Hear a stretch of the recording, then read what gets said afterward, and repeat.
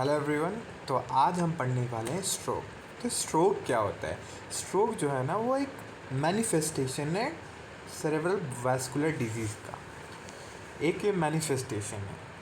तो जो CV disease है ना, सेरेब्रल वैस्कुलर डिजीज़, वो third most common cause of death है in high income country like developed country में, after cancer and ischemic heart disease. And जो cerebral vascular disease है वो मोस्ट कॉमनली जो होता है ना वो फिज़िकल डिसेबिलिटी से होता है, फिज़िकल डिस। तो स्ट्रोक का मतलब क्या होता है? चलो समझते हैं स्ट्रोक आखिर है क्या भैया। स्ट्रोक, तो स्ट्रोक का मतलब है कि brain dysfunction due to focal ischemia और हेमरेज। क्या होता है कि ब्रेन जो हमारा काम करना बंद कर दिया। अब ब्रेन कैसे काम करेगा? अगर वहाँ पे खून ही नहीं जाएगी तो ब्रेन काम करना बंद ही कर देगा ना। तो खून क्यों नहीं जा रही है? तो क्या होता है ना कि मतलब लाइक इसका जो मेन क्लिनिकल फीचर होता है वो ड्यू टू अथेरोस्क्लेरोसिस होता है। तो दैट्स वे क्या होता है कि वो जाकर आपके जो ब्रेन के वेसल्स होते हैं, ब्लड वेसल, वहाँ पे जाकर वो जमे हो जाते हैं और फिर वो क्या करते हैं कि वो उसको ब्लॉक कर देते हैं। यहाँ पे मैंने बनाया रखा है ना, ये देखो, ये सर्कल ऑफ विलिस है। तो ये वर्टेब्रल आर्टरी, ये बैसिलर आर्टरी। तो कहीं भी ये इधर from basilar artery, posterior cerebral artery, anterior cerebral artery, किधर से भी थ्रोम्बस या इम्बोलाई गया और वो ब्रेन के जाकर उस एरिया को ब्लॉक कर देगा। उस एरिया में खून नहीं जाएगा, न्यूट्रिशन नहीं जाएगी। That area will go into necrosis and death and ischemia. So तो brain dysfunction due to ischemia, focal ischemia या फिर हेमरेज अनदर। मतलब क्या है कि मेनली हाइपरटेंशन में देखा जाता है कि ब्लड वेसल जो होते हैं वो हेमरेज हो जाते हैं ब्रेन में due to excess blood pressure, right? तो that can also blood will fill inside brain matter and tissue that will interfere with the function of brain and will cause stroke. So before starting about stroke, let's see what are the main arterial supplies of brain. So there are two systems, vertebrobasilar system and internal carotid artery. यहाँ पे देखो, ये जो है बैसिलर artery, vertebral artery और बैसिलर artery, ठीक है, ठीक है। एंड इंटरनल कैरोटिड आर्टरी, ये जो जा रहे हैं ना, ये इंटरनल कैरोटिड आर्टरी। तो वर्टेब्रल बैसिलर आर्टरी और इंटरनल कैरोटिड आर्टरी मिलके आपका सर्कल ऑफ विलिस बनाते हैं। ये सर्कल ऑफ विलिस है। So vertebral and basilar artery supply posterior circulation through posterior cerebral artery to the occipital lobe. This is posterior cerebral artery.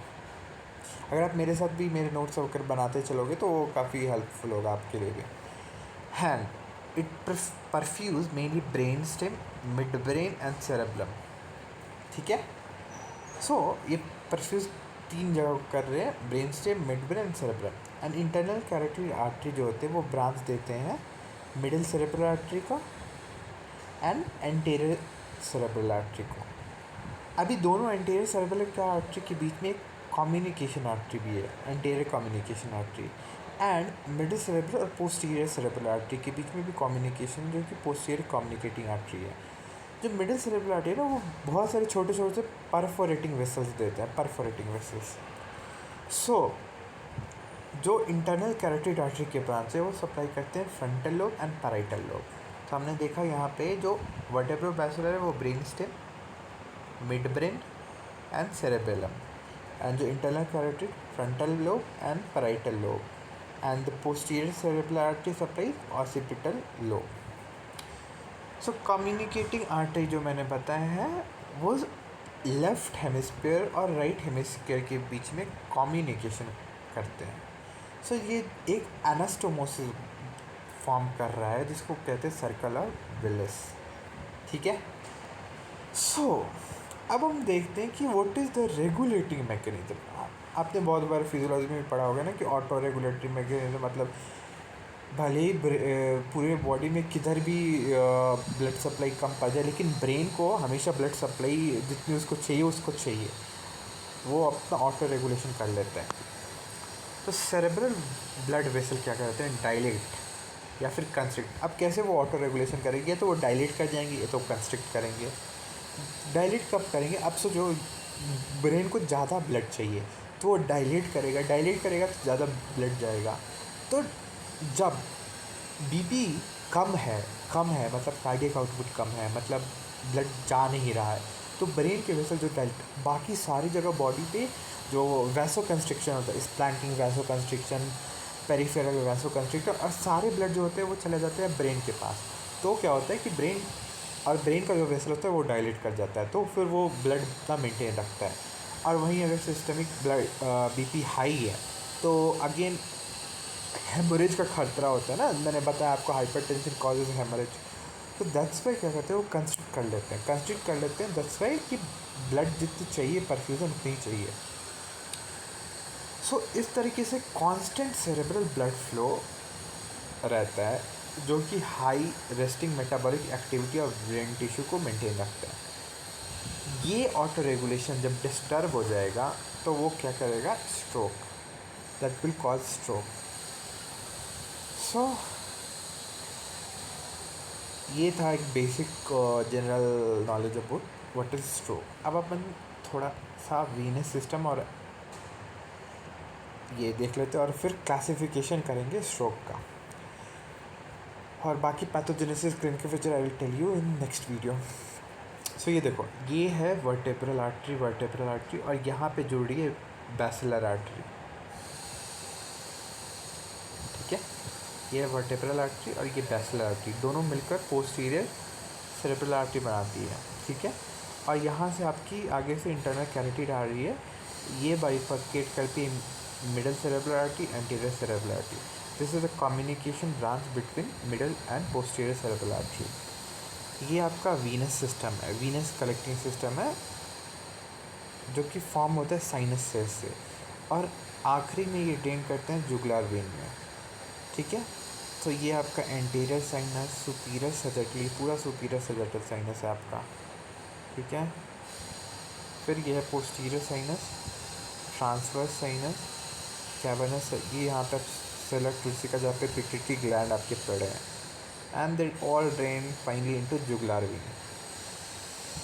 Diagram मतलब मैं बता दूँ, मेडिसिन ये किसी भी मेडिकल एग्ज़ाम में या फिर जो भी एग्ज़ाम है आपका university exam, diagram is must. If you are making diagram, if you are writing 2 points more than enough, no need to elaborate writing like कोई ज़रूरत नहीं होती। एक डायग्राम बना दो, 2 पॉइंट लिख दो, काफ़ी होती है। आपको इम्प्रेस करना होता है, mainly the point focus of that exam is that theory paper. So stroke, चलो हम इसको क्लासीफाई करते हैं। तो स्ट्रोक मैंने बोला कि acute focal brain dysfunction due to vascular disease है, सेरेब्रल वैस्कुलर डिजीज़ है। उसके कारण क्या होता है कि एक्यूटली, बहुत ही एक्यूट, मतलब within minute, within seconds people faint and they go to paralysis or paralysis. So such a dangerous disease, and I had seen patient like their family member, they are not talking, half side पूरा चला गया। सोचो कितना ही गंदा scene होगा उनके परिवार के लिए, उनके लिए। तो stroke is such a dangerous, you can say, and very stressful for their family. So mainly जो स्ट्रोक को हम डिवाइड करते हैं आर्टेरियल में और वीनस में। आर्टेरियल बहुत ही ज़्यादा होता है, 99%, और 1% इज़ वीनस। अगेन आर्टेरियल में ना अपन उसको फिर से डिवाइड करते हैं इन्फार्क्ट और हेमरेजिक, इन्फार्क्ट और हेमरेज। एंड वीनस पे अगर इन्फार्क्ट हो रहा है तो उसको कहेंगे they can often develop secondary hemorrhage. So अगर एंटीरियर कैरोटिड सर्कुलेशन में, मैंने आपको बताया ना एंटीरियर कैरोटिड सर्कुलेशन किस किस को सप्लाई करता है, anterior carotid circulation. So anterior middle frontal lobe and parietal lobe को करता है, और पोस्टीरियर वर्टेब्रो बैसिलर सर्कुलेशन में इन्फार्क्ट हो सकता है। तो इन्फार्क्ट कहाँ हो सकता है, एंटीरियर कैरोटिड सर्कुलेशन में and posterior vertebrobasilar circulation में, ठीक है। And hemorrhage can be in brain parenchyma and subarachnoid space. So अगर एंटीरियर कैरोटिड सर्कुलेशन में इन्फैक्ट है, मेनली तीन रीज़न होते हैं, ठीक है, इन्फैक्ट होने के मतलब स्ट्रोक होने के। पहला थ्रॉम्बस, दूसरा एम्बोलिक और तीसरा हेमोरेजिक। तो जो थ्रॉम्बस और एम्बोलाई है ना, वो इन्फैक्ट में आता है। Due to infection there infarct आखिर क्यों हो रहा है? या तो थ्रॉम्बस फॉर्म्ड है, थ्रॉम्बस मतलब अथेरोस्क्लेरोटिक प्लैग इन ब्रेन, अपन बोलते हैं ना M I atherosclerotic plaque in coronary vessels. Similarly atherosclerotic plaque in these blood vessels that will form what infarct of that area. So अपन एंटीरियर कैरोटिड सर्कुलेशन को total anterior carotid circulation stroke, partial anterior circulation stroke and lacunar stroke तीन में divide करते हैं।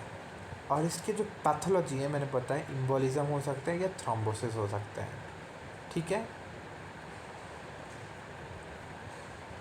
जो posterior vertebrobasilar circulation है, this is your posterior, ये branch देते हैं ना पोस्टीरियर को, posterior basilar branch, this area, this part, मतलब दिस पार्ट इस पोस्टीरियर सर्कुलेशन स्ट्रोक बोलते हैं इसको। इसके भी रीज़न या तो थ्रोम्बोसिस हो सकते हैं या तो इम्बोलिज्म हो सकते हैं। अब हेमरेज जो मेनली इसका मोस्ट कॉमन रीज़न होता है ना, जो मोस्ट कॉमन होता है वो हाइपरटेंशन होता है। Hypertension causes hemorrhage in brain. So अगर ब्रेन के पैरेन्काइमा में हेमरेज हो रहा है तो उसको इंट्रा सेरेब्रल हेमरेज बोलते हैं, और सब एरेक्नोइड स्पेस में हो रहा है तो सब एरेक्नोइड हेमरेज बोलते हैं। So what could be the pathology of intracerebral hemorrhage? It can be vascular degeneration, aneurysm and AV malformation.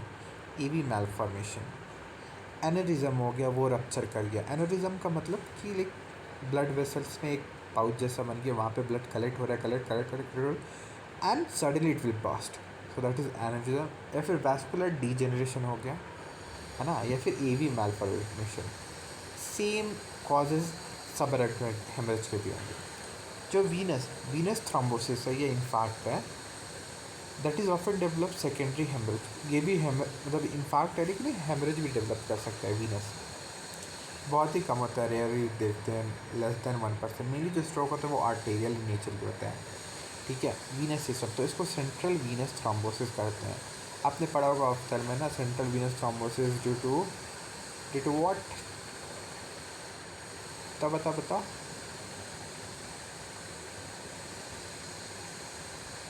तो इसके रीज़न है थ्रोम्बोसिस इंसिटू। सेंट्रल वीनस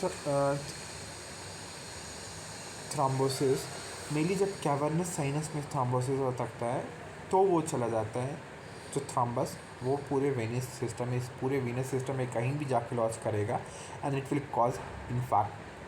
सो ब्लड जो वीनस सिस्टम में आएगा नहीं, तो फिर वहाँ से ischemia pooling and and then the thing will can cause hemorrhage also, because that blood अगर स्टेसिस होगा तो वो परमेबिलिटी बढ़ेगी, और परमेबिलिटी बढ़ेगी तो फिर ट्रांसवेट एक्सुडेट ब्रेन पैरेन्काइमा में आ जाएंगे, and they can even rupture due to pressure, so the most common cause of central venous thrombosis जो मैं बता रहा था, आइज़ में preseptal that proptosis orbital cellulitis, orbital cellulitis से फिर वो पीछे चला जाएगा प्रीसेप्टल से ऑर्बिटल सेलुलाइटिस से फिर वो कैवर्नस साइनस में, एंड देन कैवर्नस साइनस से सेंट्रल वीनस थ्रोम्बोसिस। तो this is all about today, will continue it in next. चलो तब तक बाय, टेक केयर।